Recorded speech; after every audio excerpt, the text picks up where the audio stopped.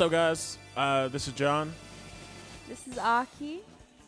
We are from Conscious Creatives, and we are here with Assetou Xango. She is a poet and artist from Denver, Colorado. So we have a couple of questions for you. We're here at Coffee on the Point, and this is, like you said, one of your favorite places to hang out too.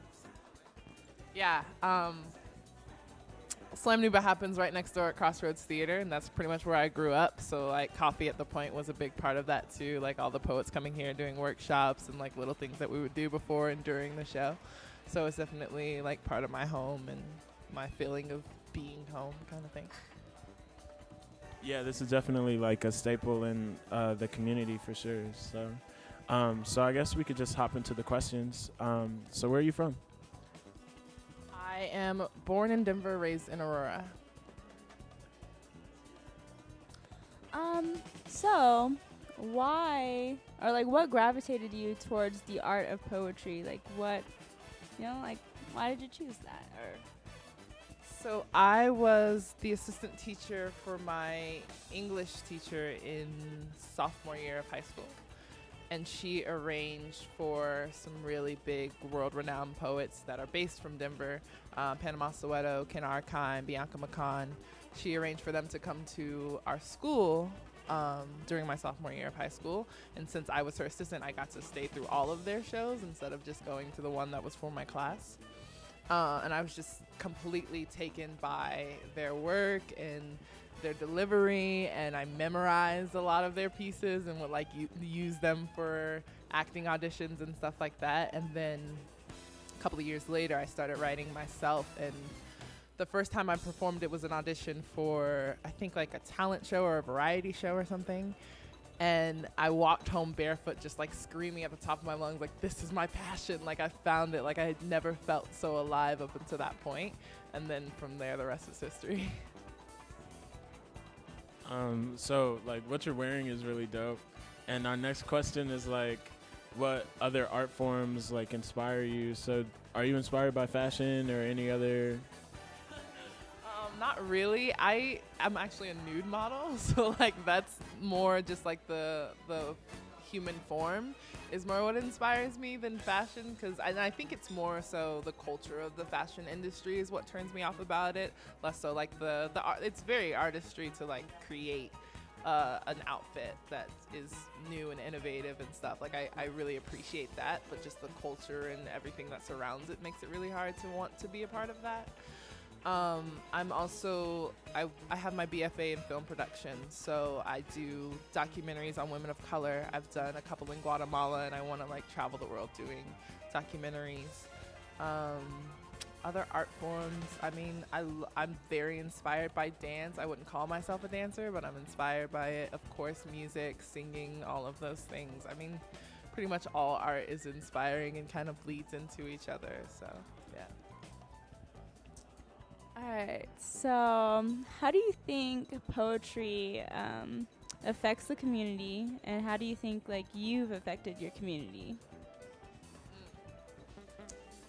So I think what art is really good for, all art, poetry included, is the honesty.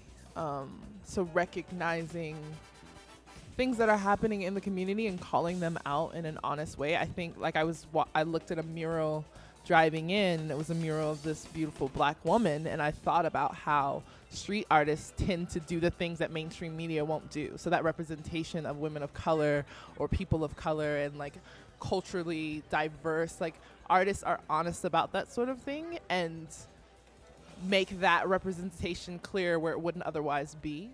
So I think that impact on the community, both in diversity of representation, but also in diversity of thought and diversity of how we're looking at the world and not keeping it homogenous or mainstream because that's what sells or that's what is okay to say. I feel like artists and poetry, maybe especially, starts those conversations that are otherwise difficult to have.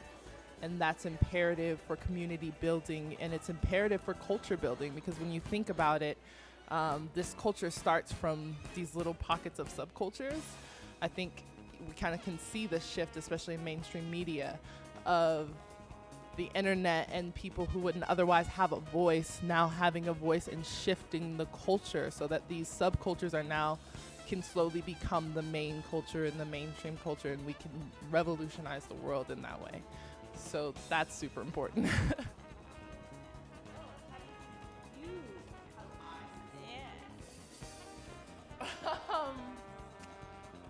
That's kind of a huge question. I mean, I write as honestly as I can about what I see in the world and what I think is important. And I host some forums kind of infrequently, but I'm trying to become more consistent about it. But one of the most important ones, so I traveled to West Africa in 2014, and that's where I changed my name. And so it was really difficult being there because I realized that I was looking for a home, right? As an African American, not really having that sense of I belong where I was born. So going to West Africa, kind of looking for that home, and then realizing, yeah, you weren't born here either, and you talk differently, you walk differently, like everything about you makes you other. And so realizing that I was other everywhere in the world at that point, like there was no place where I could really say, this is my home. So I came back, struggled for a really long time, then finally changed my name, finally started acclimating to this new version of myself after having had this experience. And then I created a forum for African and African Americans to talk about the divide, to talk about all of the trauma that happened on both sides that can tend to, I think, the sentiment in a lot of Africans is, like, African Americans have privileges here.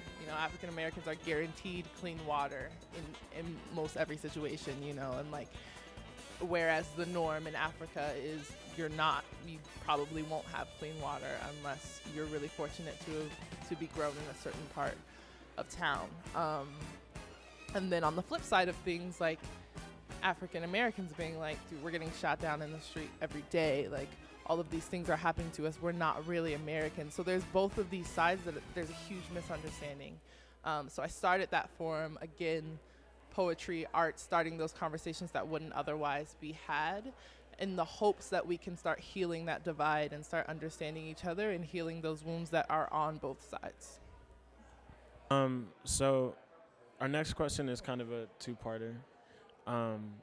What do you need or want to feel like creative? And then what do you feel like the community needs or wants from art?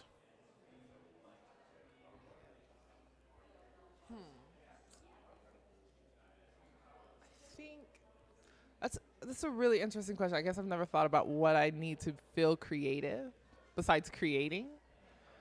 I think having a community of creators is what helps me feel creative. So it's one thing to be writing poetry in my room and like reading it to myself.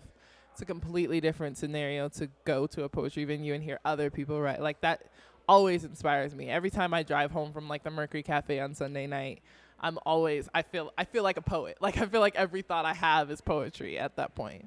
So I think that's both what I need and what the community needs, is a community of artists and creators.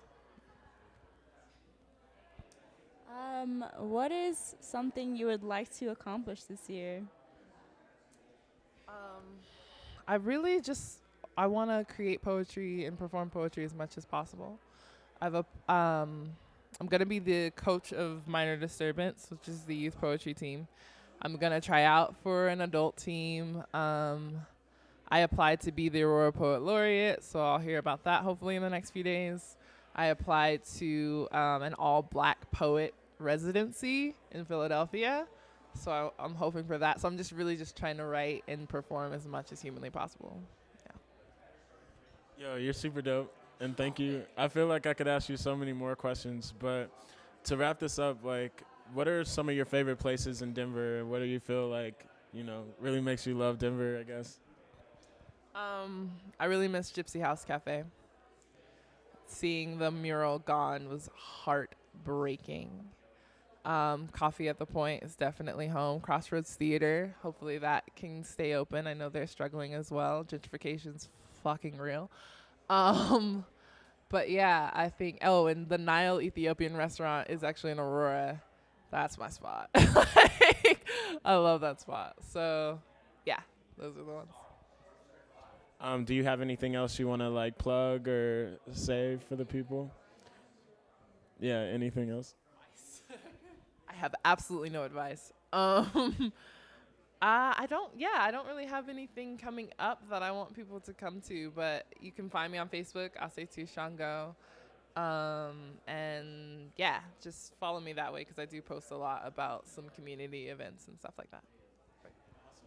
Thank you so much. Yeah, we're Conscious Creatives. Peace. So that's